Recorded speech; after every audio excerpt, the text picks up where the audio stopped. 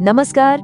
चलिए आज एक ऐसी शक्ति की खोज करते हैं जो हर सांस के साथ हमारे भीतर बहती तो है, लेकिन जिसे हम अक्सर महसूस नहीं कर पाते। ये है प्राण की प्राचीन समझ, वो जीवन धारा जो असल में हमें चलाती है। तो जरा इस सवाल पर सोचिए। हम सब जानते हैं कि सांस लेना एक बायोलॉजिकल प्रोसेस है, पर क्या ये मुमकिन है कि इसमें हवा और ऑक्सीजन से भी कहीं ज्यादा कुछ हो? क्या हो अगर हर सांस के साथ हमारे अंदर कुछ ऐसा जा रहा हो जो दिखाई नहीं देता, जो बहुत ही पुराना है और जिसमें एक तरह की समझ है। यही वो राज है, वो रहस्य है जिसे हमारे प्राचीन ऋषियों ने समझने की कोशिश की। और यहीं पर आकर ना दो अलग अलग दुनियाएं मिलती हैं। मॉडर्न साइंस कहता है कि सांस लेना मतलब ऑक्सीजन लेना, लेकिन भारत की प्राचीन बुद्धिमत्ता कहती है कि सांस लेना प्राण को अपने अंदर लेना है। और यकीन मानिए, ये एक बहुत बड़ा फर्क है। तो चलिए इस आइडिया को थोड़ा और गहराई से समझते हैं। देखिए, वैज्ञानिक नजरिया गलत नहीं है, वो बस अधूरा है। वो हमें पूरी तस्वीर का सिर्फ एक हिस्सा दिखाता है। और सबसे कमाल की बात तो ये है कि प्राचीन ज्ञान ने कभी ऑक्सीजन के महत्व को नकारा नहीं, बल्कि उसने एक कदम आगे बढ़कर कहा कि ऑक्सीजन तो सिर्फ एक गाड़ी है, उसे चलाने वाली असली शक्ति, असली फोर्स वो नहीं है। ये मिसाल इसे बहुत अच्छे से समझाती है। हम तार को बिजली तो नहीं कहते हैं ना, तार तो बस एक जरिया है, एक मीडियम है। ठीक उसी तरह सांस खुद प्राण नहीं है, ये वो जरिया है जिससे प्राण यानी जीवन की धारा हमारे शरीर में दाखिल होती है। तो फिर ये प्राण आखिर है क्या? आइए इस शब्द को ही तोड़कर इसके गहरे मतलब को समझते हैं। प्राण शब्द संस्कृत के दो हिस्सों से बना है। प्र जिसका मतलब है आगे और अण जिसका मतलब है गति या जीवन। तो इसका सीधा साधा मतलब हुआ वो ऊर्जा जो जीवन को आगे बढ़ाती है। तो ये सिर्फ सांस लेने से कहीं ज्यादा है।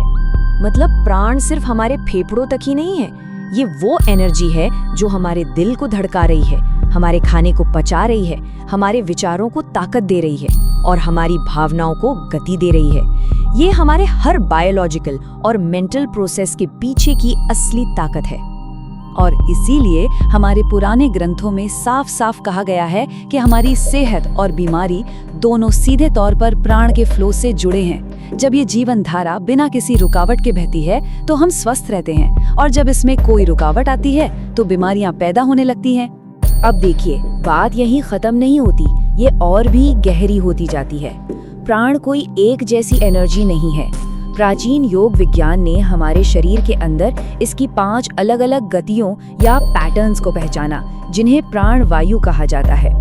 ये 5 वायु हमारे शरीर की सारी एनर्जेटिक एक्टिविटीज को कंट्रोल करती हैं, बिल्कुल एक अनदेखे ऑर्केस्ट्रा की तरह। ये हमारे अंदर के एनर्जी सिस्टम का एक ब्लूप्रिंट बनाती हैं। चलिए देखते हैं कि ये पांचों कैसे काम करते हैं। ये है हमारे शरीर का एनर्जी मैप। सबसे पहले है प्राण वायु, जो एनर्जी को अंदर की तरफ खींचती है। ये हमारी सांस और सेंसेस को कंट्रोल करती है। फिर है अपान वायु, जिसकी गति नीचे की ओर होती है, जो शरीर से गंदगी बाहर निकालने और हमें स्टेबल रखने के लिए जिम्मेदार है। बीच में आती है समान वायु, जो हमारे पाचन और मेटाबॉलिज्म को बैलेंस करती है। इसके बाद है उदान वायु, जो एनर्जी को ऊपर की ओर ले जाती है, हमारी आवाज और एक्सप्रेशन को ताकत देती है। और आखिर में है व्यान वायु, जो इस जीवन ऊर्जा को पूरे शरीर में हर एक सेल तक पहुंचाती है ना ये कमाल का सिस्टम? अब इस पुराने ज्ञान को हम अपनी आज की एक बहुत ही आम सी परेशानी से जोड़कर देखते हैं, थकान। हम सांस तो ले रहे हैं, फिर भी इतने थके थके क्यों रहते हैं? ये एक ऐसा सवाल है जो हम सब ने कभी न कभी खुद से पूछा होगा। हम लगातार सांस ले रहे हैं, हमारे शरीर को ऑक्सीजन भी मिल रही है, फिर भी दिन खत्म होते होते हम पूरी तरह से ड्रेन हो जाते हैं। ऐसा क्यों होता है? तो इसका जवाब मिलता है प्राण के फ्लो में। स्ट्रेस, डर, चिंता और यहाँ तक कि हमारी छोटी छोटी सांसें लेने की आदत भी प्राण के बहाव में रुकावट डालती है। ये रुकावटें ऑक्सीजन को सीधे कम नहीं करती, लेकिन ये जीवन की धारा को, उस करंट को ब्लॉक कर देती हैं। तो असल मुद्दा ये है, 2 लोग एक ही हवा में सांस ले सकते हैं, लेकिन उनकी एनर्जी का लेवल जमीन आसमान का हो सकता है। एक इंसान एकदम जिंदा दिल महसूस कर सकता है और दूसरा थका हुआ। क्यों? क्योंकि ऑक्सीजन तो वही है, पर प्राण का जो फ्लो है वो अलग है। हमारी एनर्जी का लेवल प्राण के फ्लो से तय होता है, सिर्फ ऑक्सीजन के लेवल से नहीं। प्राण सिर्फ फिजिकल एनर्जी नहीं है, ये वो पुल है, वो ब्रिज है जो हमारे शरीर और मन को जोड़ता है। ये वो लिंक है जो हमारी फिजिकल हालत को हमारी मेंटल हालत से कनेक्ट करता है। ये योग का एक बहुत ही गहरा सिद्धांत है। इसका मतलब है हमारा ध्यान, हमारी चेतना नेचुरली वहीं जाती है जहां हमारी एनर्जी बह रही होती है। अगर हम अपनी एनर्जी को दिशा दे सकते हैं तो हम अपने ध्यान को भी दिशा दे सकते हैं। और इसे हम रोज महसूस करते हैं, है ना? जब हम घबराए हुए होते हैं तो हमारी सांसें तेज और छोटी हो जाती हैं और हमारा मन भी बेचैन हो जाता है। और जब हम गहरी और शांत सांस लेते हैं तो हमारा मन अपने आप शांत होने लगता है। मेडिटेशन का पूरा आधार यही है। पहले प्राण को काबू में लाओ, मन अपने आप शांत हो जाएगा। और सबसे मजेदार बात पता है क्या है? कि आज का मॉडर्न साइंस भी अपनी भाषा में धीरे धीरे इन्हीं पुराने सच को फिर से खोज रहा है। आज का विज्ञान उन्हीं सच्चाइयों को अपने शब्दों में बयान कर रहा है। जिसे पुराने ग्रंथों ने प्राण कहा, उसे आज साइंस बायो इलेक्ट्रिक सिग्नल कह सकता है। जिसे जीवन धारा कहा गया, उसे आज सेलुलर कम्युनिकेशन की तरह समझा जा रहा है। और जो मन शरीर का लिंक था, वो अब हार्ट ब्रेन सिंक्रोनाइजेशन बन गया है। शब्द अलग हैं पर इशारा एक ही तरफ है।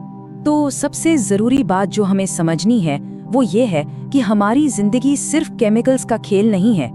इसके बेस में एनर्जी है। पहले एनर्जी आती है, फिर केमिकल्स। प्राण सबसे पहले है। तो अगली बार जब सांस ले तो बस एक पल के लिए रुक कर इस पूरी बात को महसूस करने की कोशिश कीजिएगा। ये सिर्फ एक मैकेनिकल काम नहीं है, ये जीवन को, एनर्जी को और चेतना को अपने अंदर लेने का एक मौका है।